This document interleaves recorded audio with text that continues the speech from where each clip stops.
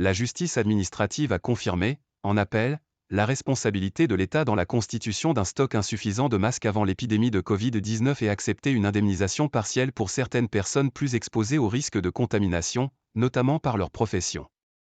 L'État a commis une faute en ne maintenant pas à un niveau suffisant un stock de masques permettant de lutter contre une pandémie liée à un agent respiratoire hautement pathogène, a considéré vendredi la Cour administrative d'appel de Paris, dans une décision qui confirme un avis similaire rendu il y a un an en première instance.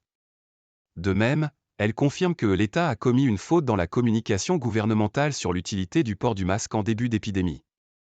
Au début de la pandémie, début 2020, le flou avait régné sur l'intérêt des masques chirurgicaux pour se protéger du Covid-19. Le gouvernement avait, à l'époque, privilégié l'idée de réserver les masques aux soignants directement exposés aux malades, dans un contexte de stocks insuffisants.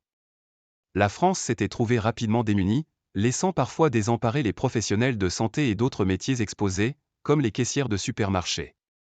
Une trentaine de plaignants avaient attaqué l'État en justice, jugeant que cette attitude avait directement contribué au fait qu'ils aient attrapé le Covid. En juin 2022, la justice administrative ne leur avait donné raison qu'en partie. Le tribunal administratif de Paris avait jugé qu'on ne pouvait pas établir un lien direct avec les contaminations des plaignants.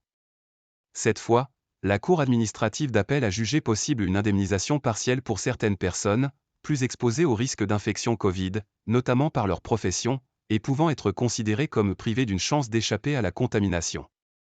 Compte tenu de la difficulté à prouver l'origine exacte de la contamination, la Cour administrative d'appel a reconnu un droit à réparation partielle pour les personnes qui, sans qu'un comportement à risque puisse leur être reproché, ont été particulièrement exposées au virus, notamment du fait de leur profession, alors qu'elles ne pouvaient maintenir des distances physiques avec les personnes potentiellement contagieuses.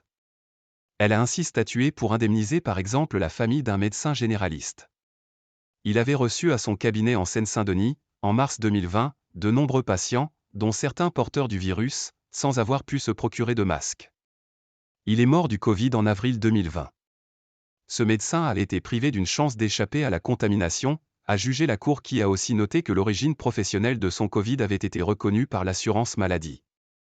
En revanche, la Cour administrative d'appel de Paris n'a pas retenu de faute de l'État sur d'autres accusations liées à la gestion de crise, notamment sur la date du premier confinement ou le dépistage.